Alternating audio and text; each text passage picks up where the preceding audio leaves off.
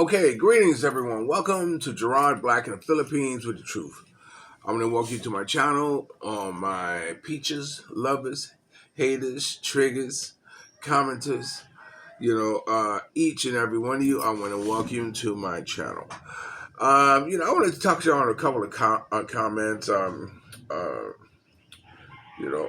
First of all, let me congratulate Michelle. Here she is here. She's one of my nieces. You don't have so many nieces here. She's a friend of a foreigner uh, who whose daughter came in runner-up in one of the beauty contests. I knew it was coming up, and he had invited me, or mentioned to me that she was doing it. I always want to support. That's what I do. I support. And I mentioned it once before that even if I know somebody is in the States and they're having an event, I will contact them and say, look, let me buy, a couple of tickets, for your event to support you, and you can give them to whoever it is you want to give them. If you want to mention them from me on from this stage, I would greatly appreciate it. Gerard Black in the Philippines with the Truth, and I do that. So whenever someone around here, has something, I want to support too, also as well. But you see, there's, I'm not going to be just a face of the crowd. I'm Gerard. I get either backstage access or either, I have actually, a contact with whoever it is I'm with, and probably can interview them or take pictures of them. Either one, I'm no just face in the crowd. And so I contacted them and said, yeah, okay, what time is it? I said, can I interview her? Am I going to be an interviewer? And he never responded. Now, keeping in mind that this is a guy who, out of all the times I message and congratulate him, his daughter, for the things that she's doing, and tell her this or whatever, in my heart of hearts, I really don't believe he tells him. Be that as it may, he never replied to me about that. He just told me what time it was. Okay, great. But what about the rest of the other question? So, I think the fact that it was left out, and then I figure, he separated. They live with, so maybe he didn't have control, or giving him the benefit of the doubt. But we've been having a typhoon, and it finally broke yesterday, and Saturday, I think Saturday finally broke, and it turned out to be a nice evening for the most part. And yesterday was very nice too, as well. So, be that as it may, I want to congratulate Michelle for her accomplishments. In my heart of hearts, I counted, doubted that she would have won. Just between me and you, because she's biracial. She's American and Filipino, and so although there has been a run of bilingual, biracial international beauty winners, within the past few years, often the time, more or less, I know they would rather just have, a true blue Filipino win. So I knew in my heart that would strike one against her, but but be that as it may, she came in second. So again, congratulations to her. Now, I want to talk about something. I want to talk about. I have integrity. I have integrity, meaning that I don't, just usually throw out somebody's name out there, who, just like I just mentioned about the foreigner, I didn't say his name, see, because there's some people who may not want to have their name put out there, or what have you. So I don't, but and there have been times. Normally, when I shoot, a video, I always ask someone if it's okay if I can interview or have you on my show. I unless I'm doing like just walking around shooting footage, that's an entirely different thing. But normally, if I'm interviewing somebody, I always ask their permission and what have you, and tell them who I am, and I got a video channel, and if I can, videotape them. So be that as it may, my dear, one of my nieces, I was saying that because she's been on my show before. She contacted me and said she said, Gerard, I need to talk to you. So I said, okay, it's okay, baby. Yeah, you know what you want. In fact, she sells her family sells the best chicken in Subuland. So I go all the way over there, even from Abilene. I always come all the way there to buy my chicken because it's family. I'm a loyal customer. Once I start patronizing your business, it's the only business I patronize. Same thing like 7-Eleven. If I go to this 7-Eleven, it's the only 7-Eleven I go to, because I love it when everybody knows my name. I say it like that. So anyway, she contacted me, and she said, Gerard, it's this German guy who shot some footage of me and my. I don't know if she said me and my friends. She said my friends. I'll leave it at my friends because I like that. And he posted it on YouTube. And she says, we didn't want it posted because, and to my understanding, they were at the beach, maybe about 4 or 5 girls, and they're sitting there. You know how Filipino girls sit. Woo! 4 or 5 girls sitting at the beach, sipping on whatever they sipping on. And he asking them questions, and he's shooting video like this. So come to find out that they didn't want, excuse me, they didn't want to be posted on YouTube. They didn't want the video on YouTube. Now this leads me to say, for those of you in the future, that if someone is going to do video and they're doing video, make your decision up right then and there. Hey, I stop. I don't want to. I don't want to be videotaped. No, I don't want to be on your channel. Make your decision right then and there, because once they shoot that footage, it is very, very difficult, if impossible, to make them take it down, or I mean, this guy's from Germany. He doesn't care about your feelings. I'm only just saying, but he has the footage. So I told her, I said, look, the only thing you can do, he's not going to take it down because good footage of Filipino girls. I said, so the best thing you can do is report it on the video. You have an option to scam, or you have a complaint or file a report or something like that, or whatever. And if they reply to you, tell them we did not say you put this on YouTube. Not that it'll get taken down, but it'll probably be a strike, or something along those lines. I would post some of the video because she sent it to me, but even my doing that would also be a conspirator and showing that video against their will, and I don't want to do that. So I have integrity in the sense that, whereas that, I had one couple who I posted a video, and they were in dire need, they were in dire help, because this American money all stopped. He's getting no money whatsoever. In fact, he was just over here this weekend, Friday, I think it was, using my United States phone number to call, his bank and have a conversation about, what's going on. So anyway, come to find out that Social Security stopped his money. It's not so much they stopped it. They said like they're going to take out $10 or $50 a month, out of his 1,000 or something check, which is like 10% or whatever it is, like this. And he got this letter in July. So you got July, August, September, October. You got 4 months.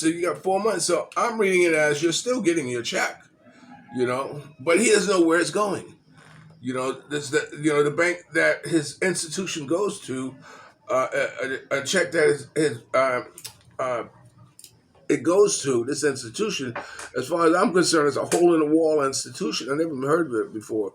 So we contacted them. They said no, they haven't seen no check. So and of course, trying to get a hold of Social Security is almost next to nothing.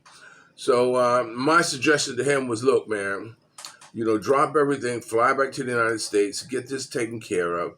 You might get it taken care of by Christmas, and you can fly back or whatever it is, but you need to get your money right. So by all means, get your money right. So, be that as it may, I wish him a lot of luck in doing that. Now, there's something else I'm going to talk about. This weekend we had a couple events to go to, and we had two family functions that we had gone to, and there's drinking going on. Now, full disclosure, when I do my Sunday morning classics, which this Sunday it was, it was beautiful, and I did the moments and Ray Goodman and Brown, and I usually have my drink during the show. I kind of give it more of an adult atmosphere, so I wish I could dim the lights and light a candle, but as it may. So the show went out really good. So the point of the matter is that I had made about 4 drinks, and my housekeeper and Mia, they know to put 3 shots in each glass and juice and ice. So if you add 3 times about 4, what's that, about 12? About 12 shots. So I'm feeling nice, whatever. So we go to this function and people are drinking or whatever like this, and I'm not drinking. I don't. When I go out, I don't drink. I try not to smoke at all.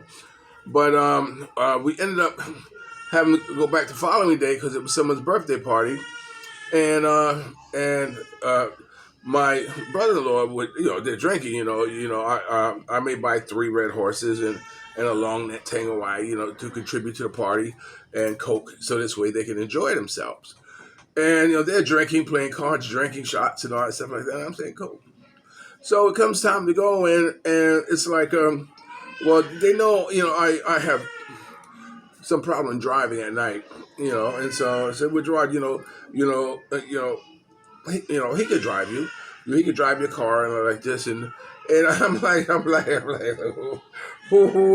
wait a minute, pump your brakes, you've been drinking all afternoon, you've been drinking, and now I'm going to turn over my keys to my car to you. It's funny because I was in North Carolina once upon a time, and I had a cousin, and what was his name?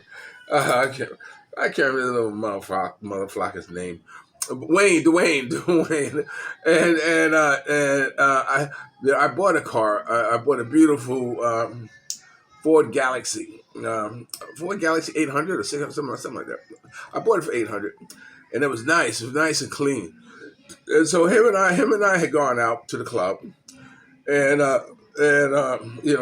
he's drinking hard. And so, I'm in North Carolina, so, I don't know, I let him drive, like this. So he got behind the wheel, and he's driving, and I'm seeing like this, and now he's sitting next to me in the passenger seat. And I got, what the fuck? And the car goes off the road, which is a creek, nosedive into this creek. I'm talking about black, moccasin type of water. It's like this. And, oh man, he wrecked my car like this, and he was toe up. So anyway, so when the tow truck came, the guy said, "Yeah, well, I can tow it out of it. I'm not getting in that water." I'm saying, "Oh," so I had to go in the water, hook the bumper up to the chain, so this way he could pull it up out of the water and all this stuff like this. I get it out, my car's like, waterlogged. It's done from all the water damage that was happening with it. So anyway, so be that as it may. Dwayne, you still owe me $600 for that car because he said he paid for it, never did. But the point of the matter is that my family is in these 2 hands, and taking care of them and being responsible for them falls on me. And I'm not saying that any time with any of them were too intoxicated to drive. But the point of the matter is that if an accident did happen, and then they do a breathalyzer or like this and find out that he was intoxicated, and I'm not, it's like, well, why would you let him drive? You know, like one of those type of things. And I got mad love for them. And don't misunderstand me. You know, I'm crazy about my brother-in-laws, but and you know, to them it's no big deal. I mean, they've been doing it for years. But one of the things that really has marked a lot of deaths is driving while intoxicated. You know, and a lot of foreigners learn the hard way by having accidents and being killed. So of course, so you know, my answer was no. No, I can handle it. I can handle it. And me, I would say, oh yeah, drive, but let him drive. Man, what? No, be a chill, chill. I'm not. You know, don't worry about it.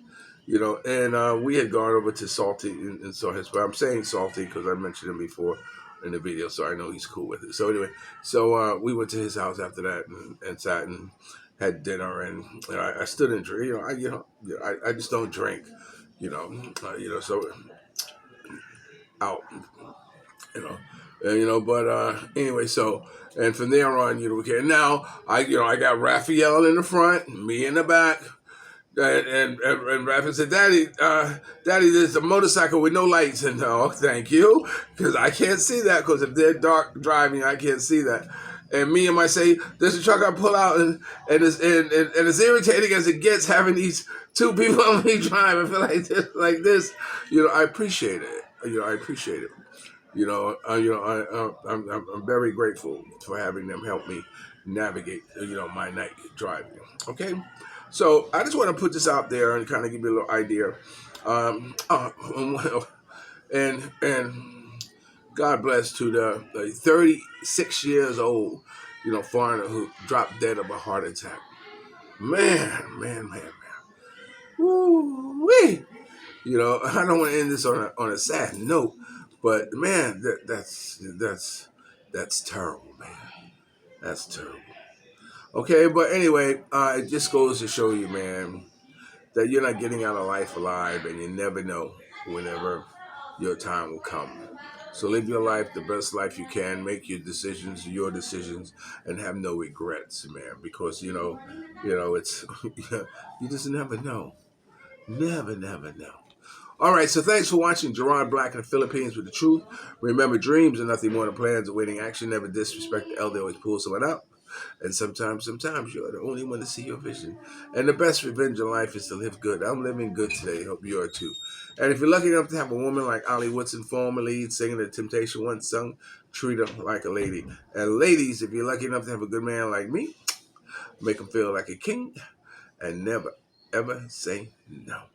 Okay, I love you like a love song, baby. I'll talk to you later. Somebody came in. I don't know who it was, but they came in and backed out. Who's that? Hey, Michael Chris. Oh, look at my boy. Look at this. What are you doing today? Look at him. Look, I don't know if you can see the whole outfit. What are you doing today, son? United Nation. United what? Nation. United Nation?